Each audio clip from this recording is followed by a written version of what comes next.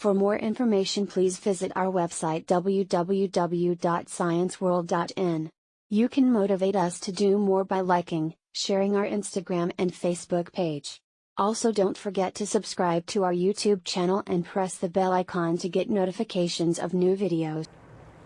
Hello everyone, मेरा नाम तुषार भारद्वाज और ये आपका अपना फेवरेट चैनल साइंस वर्ल्ड। आज की वीडियो में हम डिस्कस करने वाले हैं force and laws of motion class 9th के इंपॉर्टेंट एमसीक्यूज के बारे में। तो चलिए टाइम वेस्ट ना करते हुए स्टार्ट करते हैं क्वेश्चन नंबर फर्स्ट से। When an object undergoes acceleration, acceleration का क्या मीनिंग है? देखिए, जब तक आप किसी व्हीकल पर किसी ऑब्जेक्ट को मोशन करा रहे हैं, उसमें वेलोसिटी आप देख रहे हैं और वो वेलोसिटी चेंज भी हो रही है, चाहे वो तरीके से चेंज हो रही हो, ठीक है, या फिर वो रैंडमली चेंज हो रही हो, पर बात आती है चेंज इन वेलोसिटी। अगर चेंज इन वेलोसिटी वहां पर है तो आप बोल सकते हैं एक्सेलरेशन, ठीक है। लेकिन अगर यूनिफॉर्म वेलोसिटी की बात आती है तो एक्सेलरेशन नहीं होगा। याद रखिए कि चेंज इन वेलोसिटी अगर है, चाहे वो तरीके से चेंज हो रहा हो या इररेगुलरिटी में चेंजेस देख रहे हो आप वेलोसिटी को लेकर, तो तभी हम बोल पाएंगे कि हाँ भाई एक्सेलरेशन इस केस में देखा जा सकता है। जैसे आपने एक एग्जांपल ले लीजिए, देखा होगा कोई हाईवे है, वहाँ पर आप बाइक यूज़ कर रहे हैं, ठीक है। तो बाइक की आपने वेलोसिटी एक यूनिफॉर्म रेट पर बनाई हुई है, ठीक है। मान लेते हैं कि 50 किलोमीटर पर आवर के हिसाब से, ठीक। तो आप बैलेंस कर सकते हैं, मीन्स आप एक यूनिफॉर्म उसको मेंटेन कर सकते हैं। क्यों? क्योंकि ये हाईवे है। लेकिन क्या होता है, अगर आप किसी ट्रैफिक वाले एरिया से निकल रहे हैं, कोई ओपन मार्केट वगैरह लगा हुआ है, ठीक है, तो ऐसे में क्या होता है कि कभी आपको लगता है कि हाँ भाई रास्ता खाली है, तो आपको अपनी वेलोसिटी बढ़ानी होती है। कई बार आपको लगता है कि हाँ भाई काफ़ी रश है, तो ऐसे में तो आप अपनी स्पीड नहीं बढ़ा सकते ना, नहीं ना। तो आपको क्या करना पड़ता है, कभी आप वेलोसिटी डाउन कर रहे हैं, कभी आप बढ़ा रहे हैं, है ना। तो ऐसे में एक्सेलरेशन बहुत ज़्यादा होता है और जिसकी वजह से हमारे बाइक के इंजन पर लोड पड़ता है, बाइक काफ़ी गर्म हो जाती है, ठीक है। हालांकि आपने ज़्यादा देर बाइक नहीं चलाई, मुश्किल से आपने आधा घंटे उसको यूज़ किया था और फिर भी काफ़ी गर्म हो गई है ना। दूसरा एग्जांपल, जो हम हाईवे पर बाइक चला रहे थे, अभी जो मैंने आपको स्टार्टिंग में डिस्कस कर रहा था आपसे, तो हाईवे पर आप बाइक चला रहे हैं, आपने 1 घंटा बाइक को यूज़ किया और वो भी अच्छी खासी वेलोसिटी से आप उसको चला रहे थे, यूनिफॉर्म वेलोसिटी से चला रहे थे, तो ऐसे में एक्सेलरेशन वहाँ पर नहीं है। आप नोटिस करेंगे कि बाइक काफ़ी ज़्यादा चल रही है, फिर भी वो इंजन उसका गर्म नहीं हुआ है। तो भीड़ वाले एरिया में रुक रुक कर जब हम चलते हैं, ये वेलोसिटी को कभी कम कर रहे हैं, ज़्यादा कर रहे हैं, इससे इंजन पर लोड पड़ता है, तो वहाँ पर ऐसे केसेस में एक्सेलरेशन देखा जाता है। कितना एक्सेलरेशन होगा वो तो एक कैलकुलेशन वाला पार्ट है, बस आपको ये समझना है कि ऐसी स्थिति में एक्सेलरेशन होता है, ठीक है, क्लियर। तो अब देखते हैं इसमें क्वेश्चन में क्या पूछना चाह रहा है। When an object undergoes acceleration, किस कंडीशन में आप बोल सकते हैं कि हाँ भाई ऑब्जेक्ट एक्सेलरेशन दिखा रहा है, ठीक है। इट्स स्पीड ऑलवेज इंक्रीज, अगर स्पीड हमेशा बढ़ती जा रही हो तब, या फिर इट्स वेलोसिटी ऑलवेज इंक्रीजेस, हमेशा वेलोसिटी बढ़ती ही बढ़ती है, ऐसा कोई फिक्स तो नहीं होता, घटने वाली पॉसिबिलिटी होती है ना। See, it always fall toward the earth, ये कोई कंडीशन नहीं है, ये फ्री फॉल वाला टॉपिक थोड़े ना यहाँ पे। लेकिन देखिए डी ऑप्शन में क्या लिखा हुआ है, A force always act on it, ये बात ठीक है।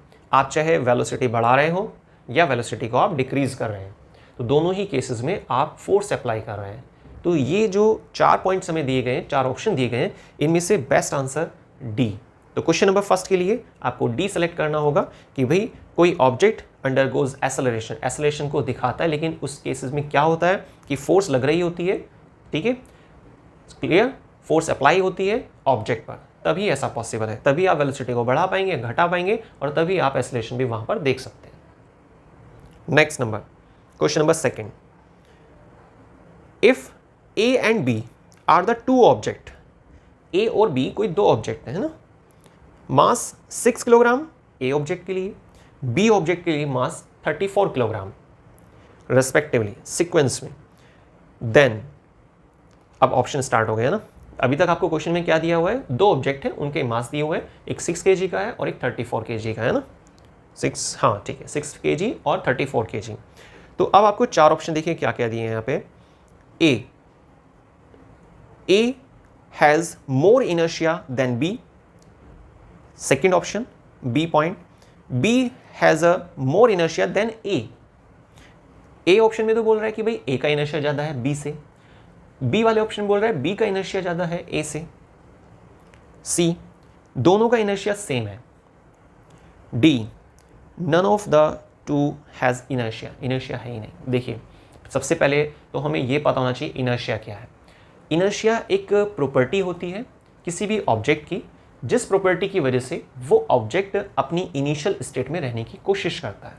ठीक है, जैसे मान लीजिए आप पढ़ने वाले बच्चे हैं, आप पूरी कोशिश करेंगे जब भी आपको टाइम मिलता है, चाहे वो दिन में हो चाहे रात में, जब भी आपको लगता है कि हाँ भाई कंडीशन काफ़ी फेवरेबल है, तो आप अपना बैठते हैं साइड होकर और अपना पढ़ना शुरू कर देते हैं। ठीक है, लेकिन कोई दूसरा व्यक्ति, आपका कोई फ्रेंड है या फिर कोई भी व्यक्ति, वो आपकी स्टेट को चेंज करना चाह रहा है, तो उसको फोर्स अप्लाई करनी पड़ेगी ना। क्या बिना फोर्स अप्लाई किए वो चेंज कर सकता है? नहीं। तो आपका कोई फ्रेंड, मान लीजिए क्लासरूम की बात चल रही है, आप बैठकर पढ़ाई कर रहे हैं, तो आपने देखा होगा कि क्लास में मान लीजिए कोई बच्चा है, वो पढ़ाई कर रहा होता है, तो आसपास वाले बच्चे क्या करते हैं, उसको डिस्टर्ब करते हैं, कभी कुछ फेंक देते हैं, कभी कोई उसकी बुक छीन लेता है, कभी बुक क्लोज कर देता है ना, कुछ भी होता है, छेड़खानी करते हैं। तो आपको यहाँ पर इनर्शिया अप्लाई करके देखना है। तो inertia is a property of an object. उस बच्चे की प्रॉपर्टी क्या है, उसका अपना एक इनिशियल लेवल क्या है, बैठकर पढ़ाई करना। ठीक है, ये उसकी इनिशियल स्टेट है। लेकिन अगर आप चाहते हैं, अगर सराउंडिंग वाले बच्चे चाहते हैं उसकी स्टेट को चेंज करना, तो उन्हें फोर्स लगानी होगी। वो फोर्स किसी भी रूप में आ सकती है, चाहे वो कोई टीज कर रहा हो या फिर किसी टीचर को बुला कर लाए कि भाई ये आपका पीरियड है, भले ही खाली है, पर लेकिन वो किसी और सब्जेक्ट की पढ़ाई कर रहा है, तो ऐसे में थोड़ा सा अपोजिंग केस बन जाता है ना। तो कहने का मतलब कि आप अगर एक स्टेट को चेंज करना चाहते हैं, दूसरे स्टेट में लाना चाहते हैं किसी भी ऑब्जेक्ट को, किसी भी व्यक्ति को, तो आपको क्या करना होता है, वहाँ पर फोर्स लगानी होती है, जिससे कि स्टेट चेंज हो जाती है। तो inertia is a property of an object due to which an object try to remain, रहने की कोशिश करता है। ठीक है, इन इट्स इनिशियल स्टेट, जो शुरुआती उसकी स्टेट थी, until the external forces applied. ठीक है, जब तक कि बाहर से कोई फोर्स ना लगे। बहुत सारे इनर्शिया की तो बहुत ज़्यादा एग्जाम्पल हैं। वैसे तो फिजिक्स में आप किसी भी चीज़ को लेकर अगर अच्छे समझ लेते हैं तो आपको एग्जाम्पल बहुत सारे दिखाई देते हैं, है ना। आप घर में देखिए ज़रा कि आप बैठे हुए टीवी देख रहे हैं, आपके पेरेंट्स कह रहे हैं कि बेटा पढ़ ले, है ना। हालांकि आप ऐसे नहीं हैं, पर एक एग्जाम्पल की बात चल रही है। तो आप बैठे हुए टीवी देख रहे थे, कोई भी अच्छा सीरियल चल रहा है, आप नोटिस कर रहे हैं कि हाँ भाई चलिए इसमें ये हो रहा है वो हो रहा है, पूरा मन लगा है, पूरा माहौल बन रहा है ना। पेरेंट्स ने आके बोला कि भाई चलो आप अपना थोड़ा सा पढ़ाई कर लो। आपने कहा ठीक है करते हैं, अभी करते हैं, 2 मिनट बस, है ना। तो 2-3 बार पेरेंट्स कह चुके हैं, तो उनकी फोर्स काफ़ी कम थी, इसलिए आपकी स्टेट चेंज नहीं हुई। लेकिन जब वो अपनी फुल पावर में आएंगे तो आपकी स्टेट चेंज हो जाएगी। ठीक है, क्योंकि क्या होता है ना कि फोर्स की भी एक अपने लेवल्स होते हैं, कि किसी भी ऑब्जेक्ट की स्टेट को अगर आप चेंज करना चाहते हैं तो आप सफिशिएंट फोर्स लगाइए, तो वो ऑब्जेक्ट अपनी स्टेट चेंज कर देता है। अगर आपके फोर्स लगाने पर उस ऑब्जेक्ट ने अपनी स्टेट को चेंज नहीं किया, दैट मीन्स फोर्स का लेवल डाउन था, इसीलिए नहीं हो पाया। क्लियर? चलिए, इनर्शिया तो हमें पता चल गया इनर्शिया क्या होता है, फिर कभी डिस्कस करेंगे इसको और एक्सप्लेन करके। तो सेकंड क्वेश्चन चल रहा था, तो ये तो बात है कि यहाँ पर 2 ऑब्जेक्ट दिए हुए, दोनों का मास दिया है 6 kg और 34 kg, तो इनर्शिया तो होगा, क्योंकि इनर्शिया का ये सिंबल जो आप यूज़ करते हैं वो आई होता है, I is equal to mr²। तो आई सीधा सीधा डिपेंड कर रहा है ना मास पे, तो अगर मास है तो इनर्शिया तो होगा। इसका मतलब डी ऑप्शन कैंसल हो गया, है ना। सी ऑप्शन देखिए, दोनों का सेम इनर्शिया कैसे हो सकता है जब दोनों का मास अलग अलग है। ठीक है, तो सीधी सी बात, फॉर्मूले से आप समझ सकते हैं, I is equal to mr², है ना। तो m अगर ज़्यादा है तो इनर्शिया भी ज़्यादा होगा। और ऐसा ऑब्जेक्ट कौन सा है, B, 34 किलोग्राम। तो B has more inertia than A, ये लाइन B पॉइंट में आ रही है। तो क्वेश्चन नंबर 2 के लिए B ऑप्शन करेक्ट आंसर है। समझ भी गए हैं आप इनर्शिया क्या होता है। ठीक है, next question number 3, when a force of 1 Newton act on a mass of 1 kilogram, ठीक है, that is free to move the object move with speed of 1 metre per second. Speed कह रहा है यहाँ पे, स्पीड क्यों कह रहा है पर ये देखिए, आप जरा एक बार ध्यान से देखिए, क्वेश्चन नंबर 3 में बोल रहा है फोर्स ऑफ 1 न्यूटन, फोर्स बोल रहा है ना, 1 न्यूटन की फोर्स एक्ट कर रही है किसी ऑब्जेक्ट का मास जिसको हम 1 kg ले रहे हैं, है ना। तो फोर्स दिया हुआ है आपको, मास दिया हुआ है, तो कोई फार्मूला सोचिए जरा जहां पर फोर्स और मास का रिलेशन हो। बिल्कुल इजी फॉर्मूला, पहले ही याद आ गया बल्कि आप सबको, force is equal to mass into acceleration, F is equal to m into a. यहां से आप ए कैलकुलेट कीजिए तो क्या बनता है वहां पे, F डिवाइड बाय m, तो force divide by mass Newton divide by kg, kilogram. तो क्या निकल कर आएगा, स्पीड निकल कर आएगी क्या, नहीं ना। इसलिए मुझे डाउट हो रहा था यहाँ पे कि ए ऑप्शन सही नहीं है, ठीक है, क्योंकि स्पीड का कोई मतलब नहीं है, हमें एक्सेलरेशन देखना है, कौन से ऑप्शन में आ रहा है एक्सेलरेशन। तो ए ऑप्शन में नहीं है, बी में नहीं है एक्सेलरेशन, दोनों को गायब कर दो आप यहाँ से, है ना। अब बचते हैं सी और डी। तो सी और डी में हमारा करेक्ट आंसर छुपा हुआ है, क्योंकि वहाँ पे एक्सेलरेशन का जिक्र हो रहा है।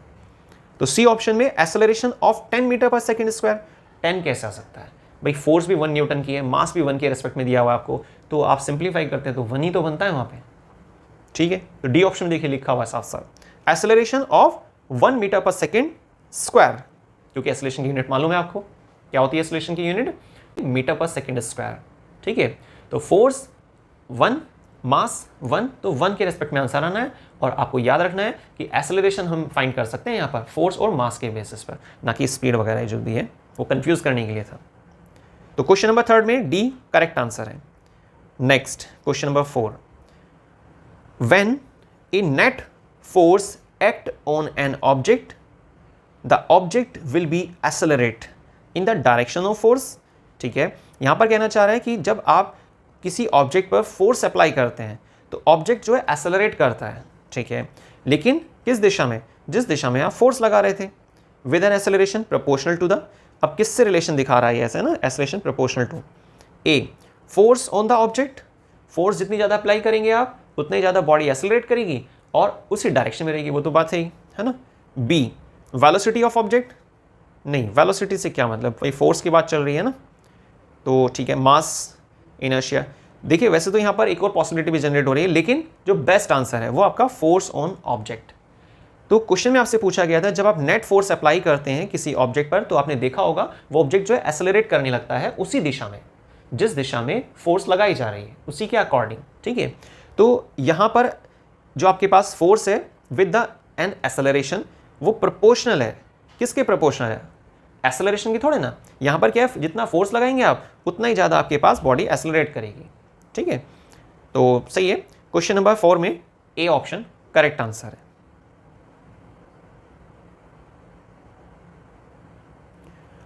Knowing mass, question number 5, knowing mass of an object and the force acting on it, we can calculate its, तो हम क्या कैलकुलेट कर सकते हैं, देखिए मास कह रहा है किसी ऑब्जेक्ट का और फोर्स एक्टिंग ऑन इट, तो फोर्स और मास की बात आ रही है। तो फिर से फार्मूला अभी मुश्किल 1-2 मिनट पहले ही जिक्र आ रहा था, एक क्वेश्चन था कि भाई फोर्स और मास को लेकर हमने फार्मूला क्रिएट किया था और वहाँ पर हमने एक्सेलरेशन निकाला था, है ना, तो F/m वगैरह करके सेम चीज़ वहाँ पर भी आ रही है, बस थोड़ा सा लाइनिंग चेंज हो रही है।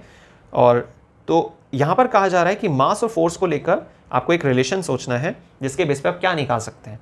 तो वेट नहीं निकाल सकते, स्पीड नहीं निकाल सकते, पोजीशन नहीं, एक्सेलरेशन। सीधा सीधा आंसर है क्वेश्चन नंबर 5 में डी एक्सेलरेशन करेक्ट आंसर है।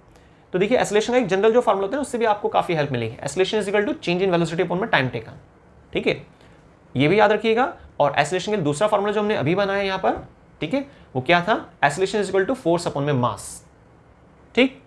Next question number 6, action reaction forces must act on a same object, same object पर अप्लाई होती हैं, अप्लाई होनी चाहिए। May act on a same object, हो सकता है सेम ऑब्जेक्ट पर अप्लाई हो रही हो, या फिर C option may act on different object या must act on different object. तो देखिए एक्शन रिएक्शन जो फोर्स होती है जब आप किसी ऑब्जेक्ट पर फोर्स अप्लाई करते हैं, ठीक है, किसी एक ऑब्जेक्ट पर फोर्स अप्लाई करते हैं तो सामने वाला ऑब्जेक्ट फोर्स अप्लाई करता है स्टार्टिंग वाले ऑब्जेक्ट पर, इसी को तो बोलते हैं ना। तो दो अलग अलग ऑब्जेक्ट हो गए ना यहाँ पर, ठीक है, समझ पा रहे हैं आप।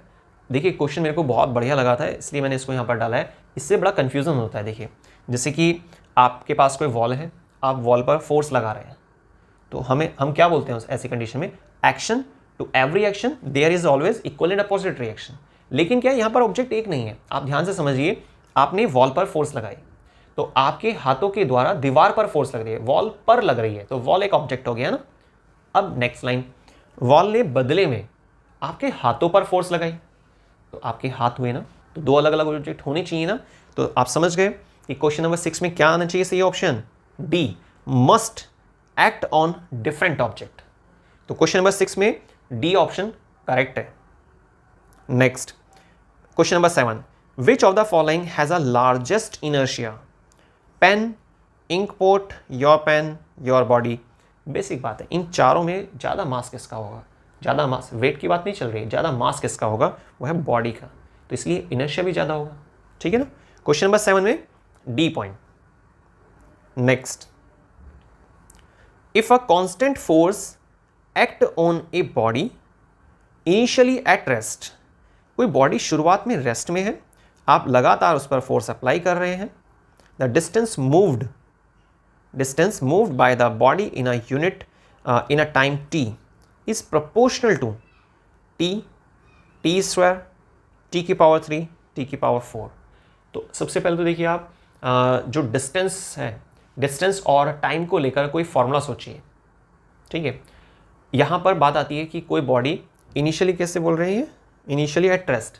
तो ऐसा कोई फॉर्मूला सोचिए जिसमें बॉडी इनिशियली रेस्ट मतलब इनिशियल वेलोसिटी, ठीक है, और इनिशियल वेलोसिटी टाइम, ठीक है, इनिशियल वेलोसिटी टाइम और आपका डिस्टेंस, इस तरह की चीज़ें आ रही हूँ।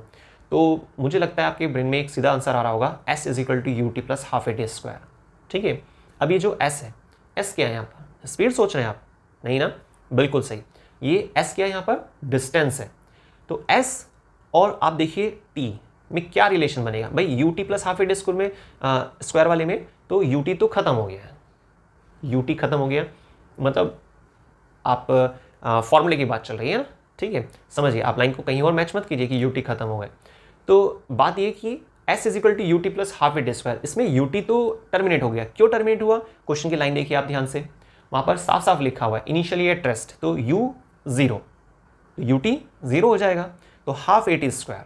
ठीक है, अगर वर्टिकल कुछ बात चल रही है आप उसे हाफ जी टी स्क्वायर भी कर सकते हैं, बाकी हाफ ए टी स्क्वायर। तो यहाँ पर t और s में क्या रिलेशन है? LHS RHS में आप कंपेयर कीजिए कि भाई s और t में क्या रिलेशन आ रहा है? टी स्क्वायर आ रहा है ना, तो यही यहाँ से हमें सोचना था। तो क्वेश्चन नंबर 8 में करेक्ट आंसर है बी, टी स्क्वायर। क्लियर? तो फॉर्मूले से ही क्लियर हो पा रहा है, तो फॉर्मूला भी मतलब बहुत ज़रूरी है, आपको लर्न होने चाहिए सभी फॉर्मूले। Next number 9, momentum of a body of a given mass is proportional to its, किसके प्रोपोर्शनल होता है? स्पीड के, वॉल्यूम के, डेंसिटी के, शेप के। सबसे पहले तो देखिए मोमेंटम समझिए आप क्या होता है। मोमेंटम पर हमने एक शॉर्ट वीडियो भी बनाई थी, आप उसको चेक कीजिएगा, आपने देखा भी होगा, और मैं उम्मीद करता हूँ आपको समझ में भी आया होगा उसमें। आप प्लीज़ कमेंट करके बताइए कि आपको उस वीडियो में मोमेंटम कितना क्लियर हुआ। ठीक है, तो देखिए मोमेंटम होता क्या है? मोमेंटम किसी ऑब्जेक्ट की एक प्रॉपर्टी होती है जो उसके मास और वेलोसिटी पर डिपेंड करती है, पर वेलोसिटी अगर नहीं दिया हुआ है तो आप स्पीड से भी उसे रिलेट कर सकते हैं। ठीक है, अब यहाँ पर वही चीज़ आ रही है। तो मोमेंटम जो होता है किसी बॉडी का, क्वेश्चन नंबर 9 में, वो गिवन मास जो है ना, उसके रिस्पेक्ट में आप किससे रिलेशन निकालते हैं इसका? Is proportional to its speed, volume, density or shape. तो करेक्ट आंसर है स्पीड। फॉर्मूले से साफ पता चलता है P is equal to mv। ठीक है, तो मास और वेलोसिटी इन पर डिपेंड करता है। Next question number 10, N unbalanced force act on a body, the body must remain at rest. अगर कोई अनबैलेंस्ड फोर्स लग रही है, देखिए बैलेंस फोर्स का मतलब क्या होता है? जैसे आपने कोई चीज़ रखी हुई है, चारों साइड से बराबर बराबर फोर्स लग रही है, तो क्या वो बॉडी डिस्प्लेस हो पाएगी? नहीं हो पाएगी, कोई मोशन नहीं होगा वहाँ पर, क्योंकि चारों साइड से बराबर फोर्स लग रही है, तो हम इसको बोलते हैं बैलेंस्ड फोर्स। लेकिन क्वेश्चन में देखिए क्या लिखा है? एन अनबैलेंस्ड फोर्स, तो बॉडी तो मोशन दिखाएगी, एक्सेलरेट करेगी, तो मस्ट रिमेन एट रेस्ट, ये गलत है option C. Must move with the uniform velocity, भाई अनबैलेंस फोर्स है ना, तो कभी ज़्यादा फोर्स लग रही है, कहीं कम लग रही है, कुछ भी रैंडम है ना, तो यहाँ पर चेंज इन वेलोसिटी है, इसका मतलब एक्सेलरेशन आ जाएगा। तो बी ऑप्शन सही है हमारे पास, मस्ट बी एक्सेलरेटेड। तो क्वेश्चन नंबर 10 में B correct answer. Next 11th question, force measure the rate of change of क्या? फ्लो में जब आप बोलते हैं तो वहीं पर पता चल जाता है। वैसे भी आपने न्यूटन के जो रूल्स थे उसमें भी आपने सुना होगा, rate of change of momentum remains directly proportional to the external force applied. तो फोर्स के डायरेक्टली प्रोपोर्शनल है मोमेंटम। ठीक है, या मोमेंटम के डायरेक्टली प्रोपोर्शनल आप फोर्स को लेते हैं। तो देखिए इस स्टेटमेंट से इस क्वेश्चन का आंसर हो पा रहा है। तो force measures rate of change of momentum, C correct answer है। बाकी ए, बी और डी में मास, वेलोसिटी, एक्सेलरेशन ये सब साइड हो गए क्योंकि हमें करेक्ट आंसर पता चल चुका है। Next question number 12, first law of motion define. जो फर्स्ट लॉ है मोशन का वो किसको डिफाइन करता है? इनर्शिया को डिफाइन करता है, बात ठीक है। फोर्स को डिफाइन करता है, फोर्स का भी जिक्र आता है ना। बोथ इनर्शिया एंड फोर्स, ये और भी अच्छा आंसर है। नाइदर इनर्शिया नॉर फोर्स, तो क्वेश्चन नंबर 12 में करेक्ट आंसर है सी, जिसमें इनर्शिया और फोर्स दोनों को डिफाइन करता है, ये जिक्र किया गया है। ठीक है, तो क्वेश्चन नंबर 12 क्लियर हुआ आपको। Next question number 13, Newton second law of motion gives us a measure of. Newton का जो सेकेंड लॉ है ना, मोमेंटम, तो rate of change of momentum remains directly proportional to the external force applied, जिसके लिए एक फॉर्मूला भी आता है, dp अपॉन में dt, dp upon dt directly proportional to the FEXT, force external. ठीक है, तो फोर्स को डायरेक्टली रिलेट करता है चेंज इन मोमेंटम न्यूटन की सेकेंड लॉ में। अब क्वेश्चन में क्या पूछ रहा है, क्वेश्चन नंबर 13 में कि Newton second law of motion gives us a measure of, क्या किसको मेजर कराता है? फोर्स को, इनर्शिया को, मोमेंटम को, या एक्सेलरेशन को? तो देखिए मैंने आपको अभी स्टेटमेंट क्या बताई, rate of change of momentum पर किसके बारे में? फोर्स के डायरेक्टली प्रोपोर्शनल। ठीक है, हालांकि आप इसको चेंज भी कर सकते हैं, पर लेकिन जो जनरल कंडीशन होती है, जो स्टैंडर्ड कंडीशन है, तो उसमें dp upon dt directly proportional FEXT, तो फोर्स को डिफाइन करता है ना। ठीक है, तो क्वेश्चन नंबर 13 में करेक्ट आंसर है A, force. Next question number 14, SI unit of force. Force की SI यूनिट क्या होती है? न्यूटन होती है ना। तो इसका मतलब हमें SI यूनिट भी मालूम होनी चाहिए। पता चला आपने लिख दिया डाइन, डाइन ठीक है, यूनिट है फोर्स की, लेकिन छोटी यूनिट होती है ना, SI यूनिट बोल रहे हैं, तो न्यूटन हमें सेलेक्ट करना होगा। बाकी बी ऑप्शन में किलोग्राम मीटर पर सेकंड है, किलोग्राम फिर पर सेकंड आ रहा है सी ऑप्शन में, फिर डी में जूल आ रहा है। जूल तो आपको पता है ना, आपकी एनर्जी के लिए यूनिट यूज़ की जाती है। ठीक है, तो क्वेश्चन नंबर 14 में करेक्ट आंसर है A, Newton. Next question number 15, SI unit of momentum. Momentum की SI यूनिट क्या है? Kilogram metre per second square या किलोग्राम मीटर पर सेकंड? अच्छा, मोमेंटम का एक फार्मूला सोचिए जरा, आपने सुना भी है, P इजिकल टू mv। तो m क्या है यहाँ पर? मास है ना, तो मास की SI यूनिट क्या होती है? किलोग्राम होती है।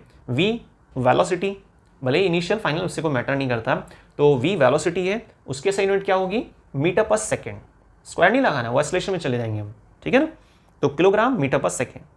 अब ढूंढते हैं एक बार इसमें, क्वेश्चन नंबर हमारा 15 में ए ऑप्शन में बोल रहा है kilogram metre per second square, ये स्क्वायर की वजह से गलत हो गया है, तो बी ऑप्शन ठीक है, लिखा हुआ है देखिए साफ साफ किलोग्राम मीटर पर सेकंड। तो क्वेश्चन नंबर 15 में करेक्ट आंसर है B, kilogram metre per second. कैसे इसको कैलकुलेट किया गया वो चीज़ आप याद रखिए, जो मैंने आपको अभी एक्सप्लेन किया कि आप फॉर्मूला सोचिए, P बराबर m into v, P is equal to m into v means momentum is equal to mass into velocity. वहां से आप निकाल सकते हैं, उससे भी चेक कर पाएंगे। Next question number 16, momentum of a body. किसी बॉडी का जो मोमेंटम है ना, उसका मास दिया हुआ है 10 kg है, moving with a velocity 5 metre per second.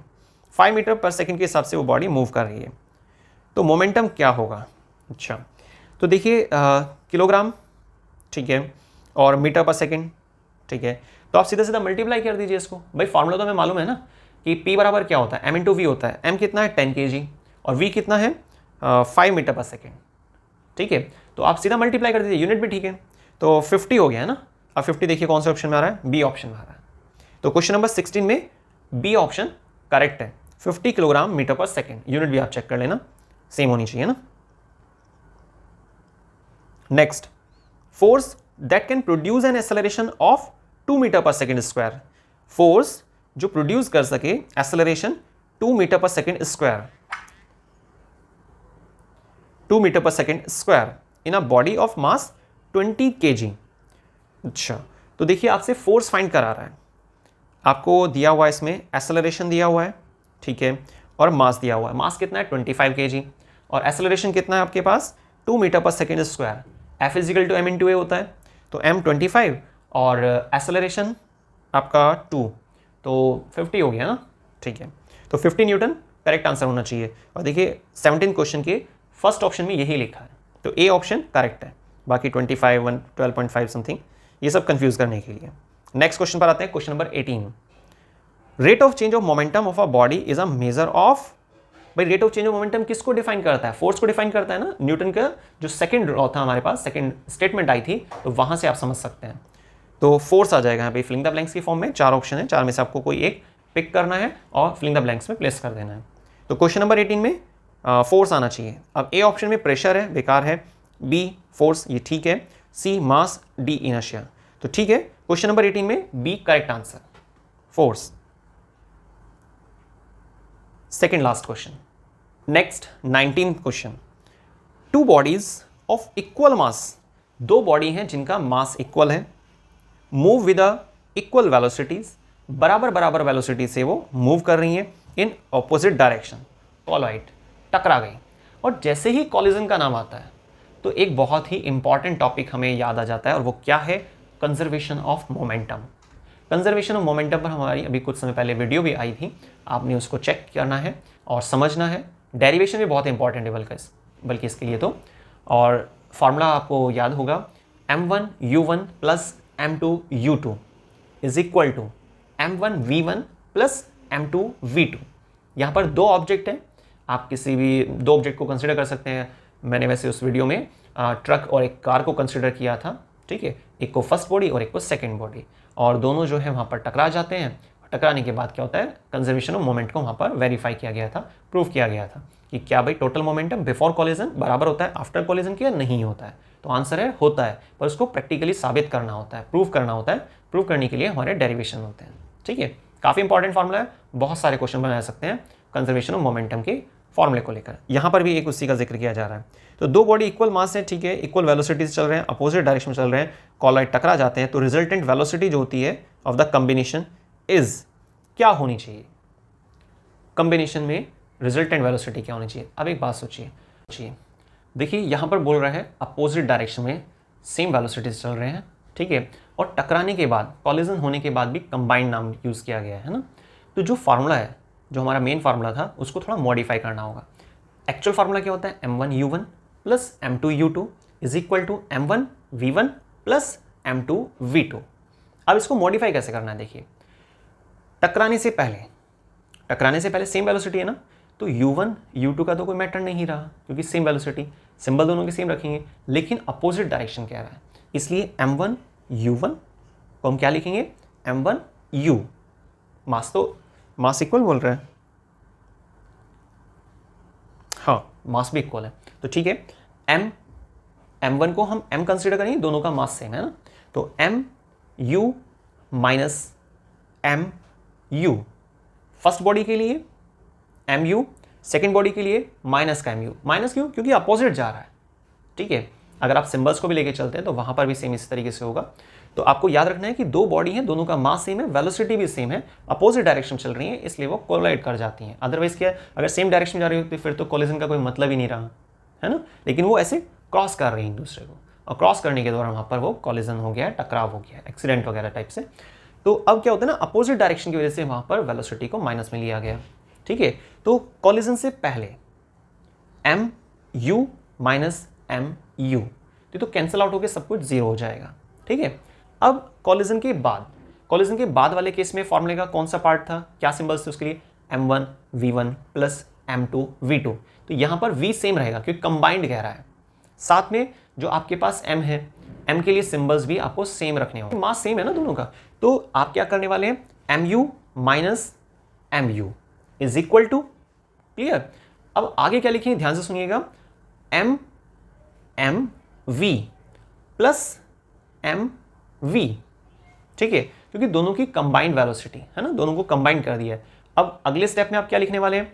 जो LHS की तरफ था वो तो सब कुछ जीरो हो गया, क्योंकि mu माइनस mu मतलब कैंसल आउट हो गया प्लस माइनस के बेस पे, और जीरो आ गया नेक्स्ट स्टेप में। तो zero is equal to, right side में क्या लिखेंगे आप? m प्लस m ब्रैकेट में, और बाहर निकाल देंगे v, ठीक है। क्या निकालेंगे? v, common velocity, combined velocity की तरह से मान लीजिए। अब v के मल्टीप्लाई में जो भी चीज़ आ रही है आप उसको 2m कर दीजिए, चाहे ऐसे रहने दीजिए। तो जब कोई चीज़ मल्टीप्लाई में होती है, मैथ्स का रूल होता है, तो दूसरी साइड जाकर वो डिवाइड बाय हो जाती है। तो v इज इक्वल टू में कितना आ जाएगा? 0 divide by m1 plus m2 ना होकर m प्लस m, ठीक है। तो v is equal to 0 divide by m plus m, ठीक है, और 0 के डिवाइड बाय कुछ भी आ रहा है वो सब 0 हो जाता है, तो v इज इक्वल टू 0। तो ये हमारा एक छोटा सा रीजनिंग वाला पार्ट था। इसको आप न्यूमेरिकल मत मानिए, इसमें रीजनिंग है जिसमें आपको सोचना पड़ रहा है कि भाई क्या चीज़ ज़ीरो लें, क्या चीज़ ज़ीरो ना लें। कैलकुलेशन थोड़ी ना इतनी ज़्यादा, कुछ भी नहीं है कैलकुलेशन, तो ना कि समान है। तो क्वेश्चन नंबर 19 में करेक्ट आंसर है D, 0। Next last question, a gun of mass 5 kg fire a 50 gram bullet. किसी गन का मास जो है 5 kg है ना, फायर करती है 50 ग्राम बुलेट को with a velocity 200 metre per second. ठीक है, the recoil velocity of the gun. अच्छा, रिकॉइल वेलोसिटी पूछी जा रही है आपसे कि क्या होगी। तो देखिए रिकॉइलिंग वाले केस में भी एक फार्मूला होता है आपका, कंजर्वेशन मोमेंटम का जो डेरिवेशन है, यकीन मानिए आप बहुत इंपॉर्टेंट है। आप उसको टॉपिक पर वीडियो हमारी जा चुकी है, आप उसको दोबारा देखिएगा, समझिएगा उसको, है ना। ठीक है, कंजर्वेशन ऑफ मोमेंटम। अब उसको समझने के बाद जो लास्ट में फाइनली फार्मूला आ रहा है उसी को हम मॉडिफाई करते हैं, अलग अलग क्वेश्चंस बनाते हैं। तो क्यों ना हम फार्मूले पे हाथ साफ कर दें, टॉपिक ही खत्म कर दें, तो कोई कितने ही क्वेश्चन बनाते रहे वही, है ना, तो ईजी हो जाएगा काम। तो बात ये कि वहाँ पर फार्मूला क्या आ रहा था, m1u1 plus m2u2 is equal to m1v1 plus m2v2। लेकिन कॉलिजन से पहले जब u1 u2 का केस है तो क्या वहाँ पर वेलोसिटी है? भाई पिस्टल में आपने गोली को भरा हुआ है, गोली को रखा हुआ है पिस्टल के अंदर, लोड किया हुआ है, तो क्या ऐसे में दोनों चीज़ें चल रही हैं क्या? नहीं ना, वेलोसिटी नहीं है। तो इज इक्वल टू से पहले वाला राउंड, टकराव से पहले वाला राउंड, फायर करने से पहले वाला राउंड 0 हो गया। ठीक है, अब फार्मूला देखिए क्या बन रहा है, आप नोट करते रहिए साथ साथ, ऐसे फिर याद नहीं रहेगा आपको। ठीक है, तो 0 is equal to m1v1 plus m2v2, 0 के इक्वल चल रहा है ना। अब यहां से आपको क्या निकालना है, रिकॉइल वेलोसिटी। आप साइड में लिख लीजिए रफ में कि हम फर्स्ट बॉडी मानकर चल रहे हैं, 1 मानकर चल रहे हैं किसको, गन को। ठीक है, और सेकंड मानकर चल रहे हैं किसको, बुलेट को, गोली को। अब रिकॉइल वेलोसिटी निकालनी है, इसका मतलब किसकी वेलोसिटी निकालनी है, पिस्टल की वेलोसिटी, गन की वेलोसिटी निकालनी, मतलब 1 v1 निकालना है आपको। ठीक है, तो अब आपको क्या करना है, जो आपने लिखा था 0 is equal to m1v1 plus m2v2, इसमें से m1v1 को LHS की तरफ ले आइए, तो क्या बन जाएगा, माइनस का m1v1 is equal to m2v2। Clear. अब आपको v1 कैलकुलेट करना है, तो क्या करेंगे आप, m को दूसरे साइड ले जाइए, जो m1 है उसको अपोजिट साइड ले जाइए। तो अब फार्मूला क्या बनेगा, मैं आपको फार्मूला मॉडिफाई करा रहा हूँ, ठीक है ना। तो m1 चला जाएगा राइट साइड की तरफ, तो फार्मूला क्या बन रहा है, अब नोट कीजिए जरा उसको, v1 is equal to, note कीजिए साथ साथ, v1 is equal to m2v2 whole divide by m1। इस पूरे को आप माइनस साइन लगा दीजिए ब्रैकेट में करके, फिर बाहर माइनस लगा दीजिए। जो माइनस आपका LHS की तरफ था, हमने उसको शिफ्ट कर दिया RHS की तरफ। तो फाइनली फॉर्मूला क्या बनकर आ रहा है, सोचिए जरा आप, v1 recoil velocity of pistol is equal किसके, माइनस ब्रैकेट के अंदर m2v2, बुलेट का मास मल्टीप्लाई में बुलेट की स्पीड, ठीक है, velocity whole divide by gun का मास। अब आप इसमें वैल्यू पुट कीजिए और सॉल्व कीजिए। ठीक है, तो ये रीजनिंग क्लियर हो गई, बाकी मैथ्स वाला पार्ट आप सॉल्व कर ही लेंगे। अब देखिए ऑप्शन क्या आ रहा है इसमें, 2 metre per second, 20 metre per second, 0.2 और D 0 तो नहीं है, 0 तो पॉसिबल ही नहीं है। रिकॉइल तो होगा, कम रिकॉइल कर रही है पिस्टल या ज़्यादा कर रही है, वो उसके मास पर डिपेंड करता है। ठीक है ना, मास ज़्यादा होता है तो रिकॉइलिंग थोड़ा कम हो जाती है ना। ठीक है, तो सोचिए ज़रा यहाँ पर 550 200 मीटर, आप इसको जब सॉल्व करेंगे तो आपका आंसर आ जाएगा 2। तो आप सॉल्व करके देखिएगा और आपका कैसा रिस्पॉन्स रहा, कैसा आपका आंसर आया, आप प्लीज़ कमेंट करके बताइएगा मुझे, है ना। तो क्वेश्चन नंबर 20 में A करेक्ट आंसर होगा 2, क्योंकि देखिए यहाँ पर पिस्टल के लिए कितना मास दिया हुआ है, 5 kg। ठीक है, वो तो नीचे आ गया है ना, और ऊपर हमारे पास 200 मीटर पर सेकेंड और आपका 50 ग्राम को आप किलोग्राम में चेंज करते हैं तो आपको 1000 से डिवाइड करना होगा ना।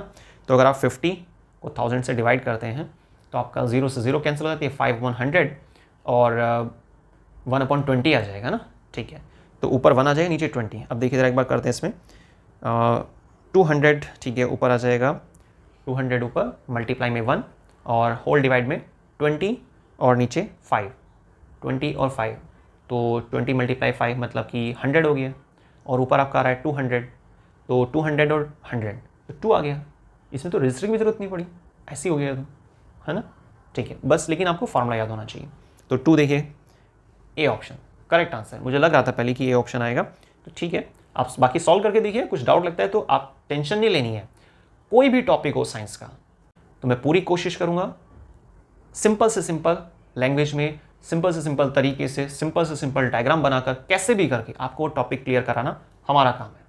बस आपको कमेंट में डालना है कि जी ये टॉपिक है जो हमें परेशान कर रहा है, सिंपल ऐसे ही डाल दीजिए आप।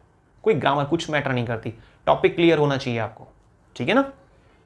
चलिए, तो खत्म हो गया एमसीक्यू, ये लास्ट क्वेश्चन था हमारे पास।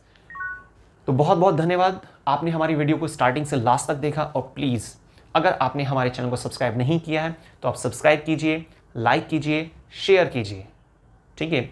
और समझिए चीज़ों को, पहले समझिए, उसके बाद आप उसको क्वेश्चन को सॉल्व करने की कोशिश करिए। क्वेश्चन की प्रैक्टिस करना बहुत अच्छी बात है, बहुत बेस्ट क्वालिटी है, लेकिन सुपर क्वालिटी क्या है, पहले चैप्टर को क्लियर करना, उसके बाद क्वेश्चन की प्रैक्टिस करना। चलिए मिलते हैं नेक्स्ट वीडियो में, तब तक के लिए धन्यवाद।